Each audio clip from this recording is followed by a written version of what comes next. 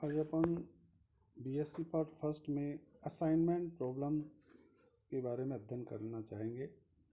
Assignment problem को अपन किस नियतन समस्याएं, इसको अपन किस तरह से डिफाइन कर सकते हैं।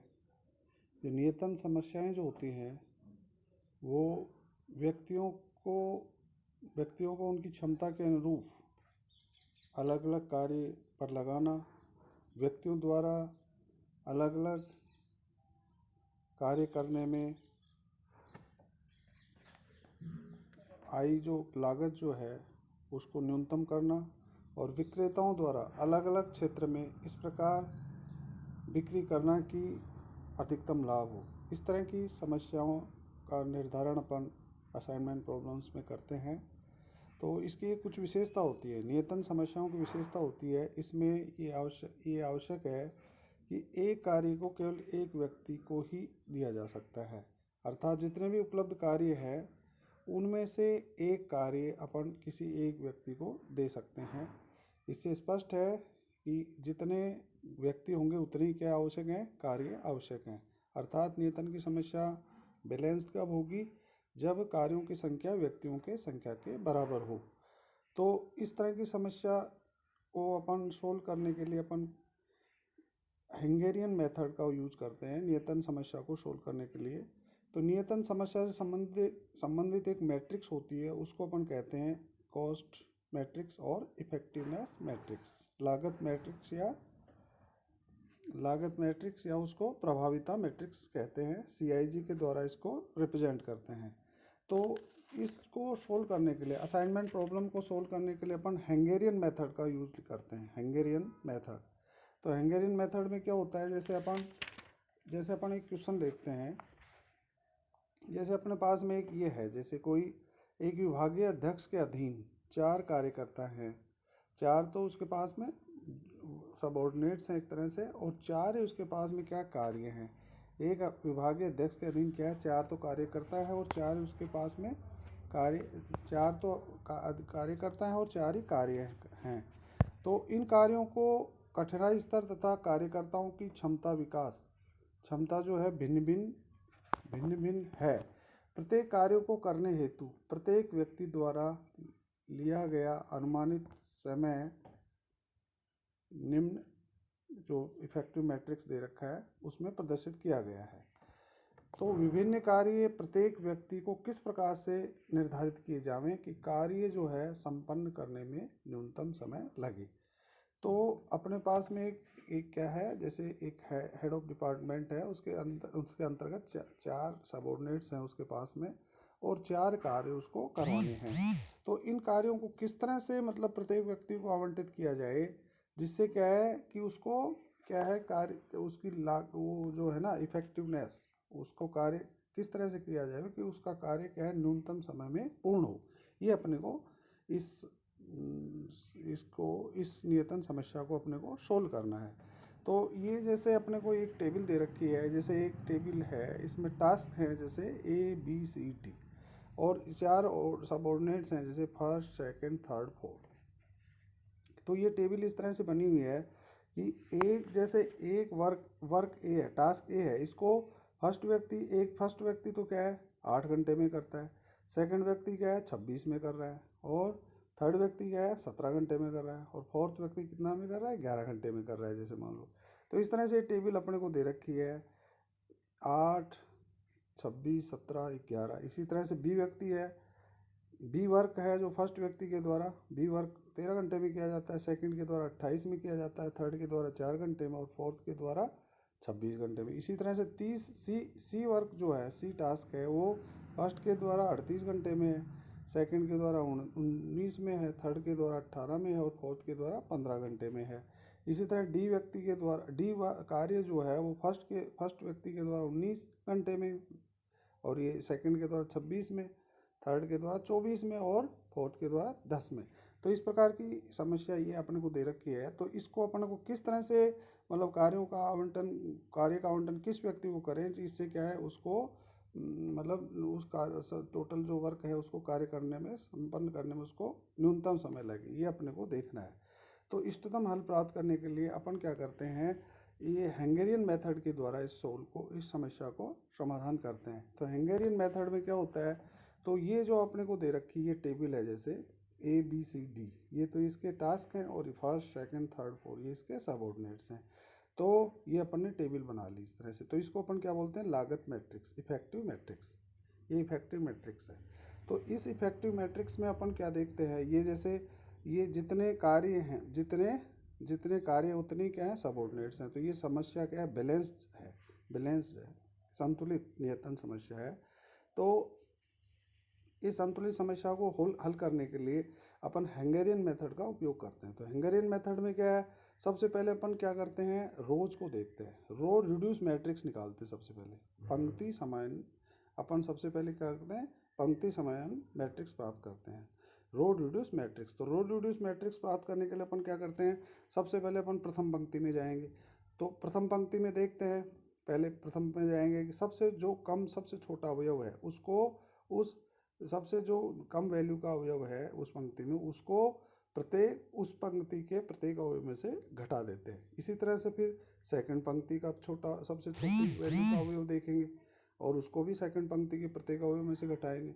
इसी प्रकार फिर थर्ड पंक्ति के में देखेंगे सबसे छोटी वैल्यू क्या है पंक्ति में, वो उसको प्रत्येक पंक्ति के उस पंक्ति के अवयव में से घटा देंगे। और इसी तरह से फोर्थ पंक्ति के में सबसे छोटा अवयव जो है उसको उस फोर्थ पंक्ति के प्रत्येक अवयव में से घटा देंगे। तो इस तरह से अपने पास में रो रिड्यूस मैट्रिक्स प्राप्त होगा। जैसे अपने पास में ये है, जैसे ये अपने को दे रखा है, जैसे यहाँ से है, जैसे अपने पास में ये पंक्ति ये है, जैसे फर्स्ट पंक्ति, इसका सबसे छोटा अवयव क्या है, 8, 26, 17, 11। तो सबसे छोटा क्या है फर्स्ट पंक्ति में, 8 है। तो 8 में से 8 गया 0, 8 में से 8 गया 0 आ गया। फिर 26 में 8 गया तो 18 बच गया। फिर इसी तरह 17 में से 8 गया तो क्या बच गया, 9। और इसी तरह 11 में से 8 गया तो 3। तो इसी तरह से सेकंड में सबसे छोटा अवयव क्या है, 4 है। तो 4 है सेकंड पंक्ति में, तो 4 को 13 में से 4 गए 9 आ गए। फिर 28 में 4 गए तो 24। तो 4 में 4 गए 0, और 26 में 4 गए तो 22। इसी तरह थर्ड पंक्ति में सबसे छोटा अवयव क्या है, सबसे छोटा जो वैल्यू है वो क्या है, इस पंक्ति का सबसे छोटा वैल्यू 15 है। तो 38 में से 15 गया तो 23 बच गया। और इसी तरह 19 में से 15 गया तो 4, और 18 में से 15 गया 3, और 15 में 15 गया 0। इसी तरह से फोर्थ में क्या है, सबसे छोटा अवयव क्या है, सबसे छोटी वैल्यू क्या है, ये है 10। तो 19 में से 10 गया तो 9 बच गया 9, और 26 में से 10 गया 16, और ये 24 में से 10 गया 14, और 10 में 10 गया 0। तो इस तरह से ये जो आई ना, इसको अपन बोलते हैं रो रिड्यूस मैट्रिक्स। तो सबसे पहले पंक्ति का कर दिया। अब अपन करते हैं रो रिड्यूस मैट्रिक्स आगे आप करते हैं अपन कॉलम रिड्यूस मैट्रिक्स याद करते हैं। हंगेरियन मेथड के लिए अब क्या है, पहले रो रिड्यूस मैट्रिक्स याद करो, फिर कॉलम रिड्यूस मैट्रिक्स करो।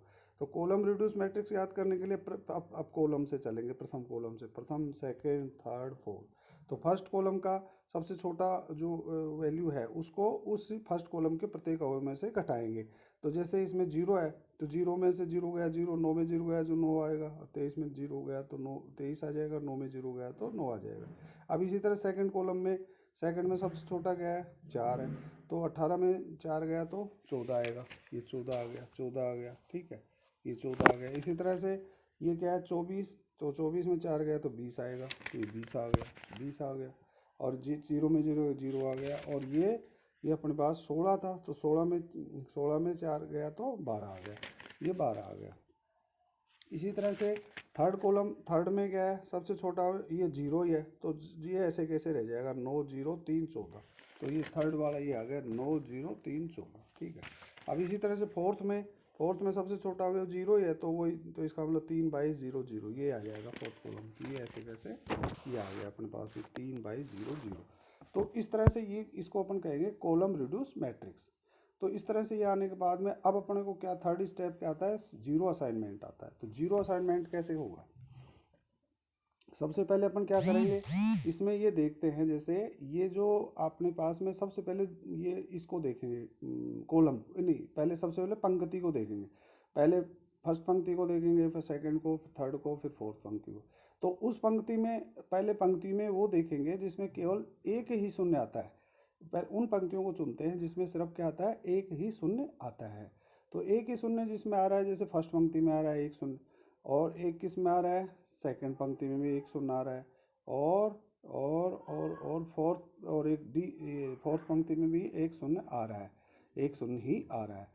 तो सबसे पहले अपन ने जीरो, जैसे फर्स्ट पंक्ति में क्या आ रहा है, एक शून्य आ रहा है, उसको क्या है इसको स्क्वायर से कवर कर देते हैं, इसके चारों तरफ क्या करते हैं, वर्ग को अंकित कर देते हैं, वर्ग से ढक देते हैं, वर्ग से अंकित कर, इसके एक स्क्वायर से इसको कवर कर दिया अपन ने, ठीक है।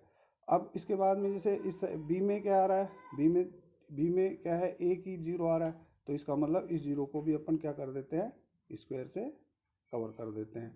फिर इसी तरह से सी में दो आ रहे हैं, सी में दो जीरो आ रहे हैं, एक तो ये आ रहा है, एक ये आ रहा है, इसलिए इसको छोड़ देते हैं। फिर डी में इसमें डी में भी क्या आ रहा है, एक जीरो आ रहा है, तो ये जीरो आ रहा है इसमें, तो ये फोर्थ कॉलम में आ रहा है, और फोर्थ रो फोर्थ जीरो, जब इस जीरो को अपन वर्ग के अंतर्गत जब इसको वर्ग से कवर करते हैं, तो इस फोर्थ पंक्ति में जो इस जीरो को वर्ग से जीरो अंकित कर रहे हैं इसके ऊपर, तो अब हम क्या करते हैं कि ये जीरो जिस स्तंभ में पड़ता है उसमें जितने भी जीरो आते हैं उसको अपन क्रॉस कर देते हैं, उनको काट देते हैं।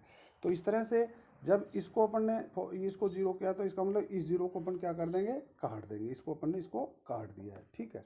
अब इसको काट दिया है, तो इसको काट दिया है, तो अब अपने पास में क्या है, ये जीरो भी ब्रैकेट के उसके स्क्वायर के अंतर्गत आ गया था, ये भी जीरो ब्रैकेट के अंतर्गत आ गया, उसमें आ गया था स्क्वायर के अंतर्गत, और ये जीरो भी ये वाला भी आ गया था स्क्वायर के अंतर्गत, और इसको काट दिया था। अब अपने पास में ये जीरो बच रहा है। अब ये होने के बाद में अब करते हैं अपन कॉलम की तरफ देखते हैं, तो कॉलम में देखते हैं, तो ये जीरो इसमें जीरो असाइन हो चुका है।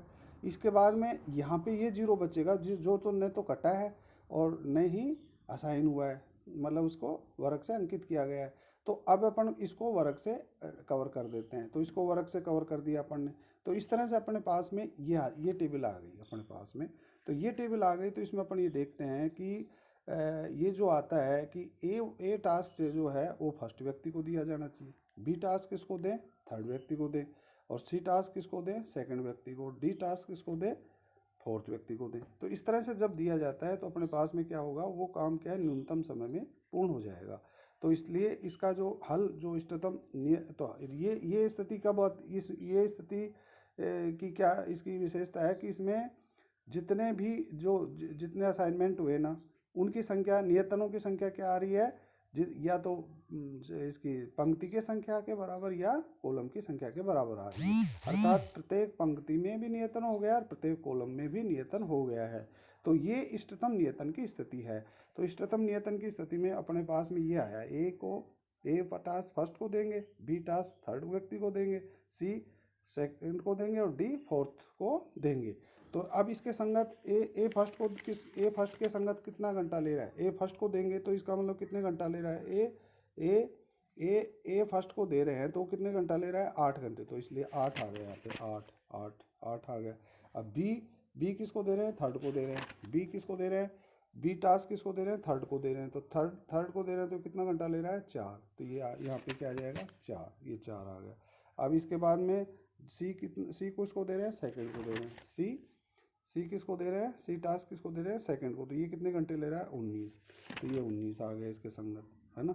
और इसी तरह से डी किसको दे रहे हैं, डी टास्क किसको दे रहे हैं, फोर्थ व्यक्ति को दे रहे हैं, तो डी किसको दे रहे हैं, फोर्थ को दे रहे हैं, कितने घंटे ले रहा है, 10 घंटे ले रहा है, तो इसलिए इसका क्या हुआ, 10 आवर्स।